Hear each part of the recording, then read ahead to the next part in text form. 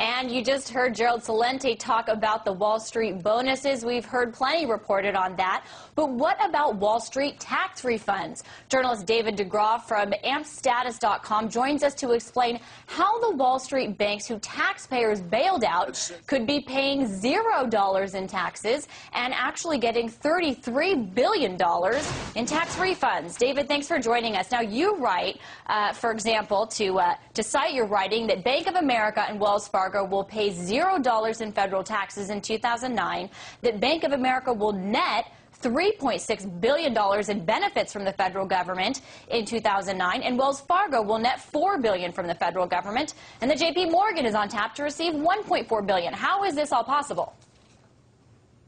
I mean, this is purely insane. J.P. Morgan made $12 billion in profit. Now they're getting $1.4 billion in tax refunds. If you look at the bonuses that were handed out on Wall Street, and you look at these $33 billion in new tax refunds they just received, that works out to $180 billion tax dollars that they took. If we took that money, put it back into the tax system, we could pay the average median annual wage to 6 million Americans, okay? So what would be a better use of our tax dollars? Give $180 billion more to Wall Street and billionaires, or put 6 million Americans back to work? I mean, this is outrageous. This is ridiculous. I don't understand how this can possibly be happening. Well, and you call these guys financial terrorists. I mean, obviously you're a critic. Did you hear any signs that this will be reined in, that any of this will change with the regulations we're hearing about today that Obama's announcing? Well, I mean, who knows? Obama's track record so far hasn't been all that great. I mean, they had a lot of tough talk a year ago with the pay czar and, you know, clawing back pay. But, you know, what happened after that? Record-breaking bonuses were handed out. So the track record here is not good. I mean, I'm hoping that Obama will rein these guys in, but, you know, it's yet to be seen. And if not, I'm curious if you think there will be some kind of growing momentum or outrage among Americans as the divide widens between rich and poor, because as you point out, I think you say the number of billionaires at the end of 2009 soared from a little under 800 to over 1,000. Right. Okay.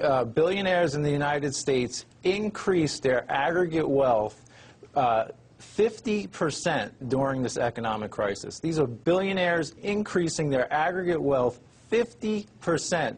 Meanwhile, 50% of U.S. children are using a food stamp during their childhood. 50 million Americans are living in poverty. Right now, we have the highest poverty rate in the industrialized world. Meanwhile, record-breaking bonuses, record-breaking profits. I mean, this is sick and twisted, to be honest with you. I mean, if you look at it, the robber barons of the Gilded Age look like Boy Scouts compared to what's happening on Wall Street right now. This is utterly ridiculous. When you talk about the record-breaking profits and the record-breaking bonuses, I'm just curious how, if that is the case, it's possible for these banks to be getting tax refunds, because that just doesn't seem to make sense. If you make a profit, you pay taxes on it. It makes zero sense. I mean, this is why Americans think that the system is rigged, that, you know, there was a financial coup in this country, and that, you know, is Obama the president of the United States, or is he the president of the Wall Street Public Relations Department? I mean, this is ridiculous. Are you of the camp that believes this announcement on Wall Street today, or to Wall Street, about financial regulation is more of a show than actually an attempt to regulate and change the financial system? Well, I certainly hope it is, you know, for real.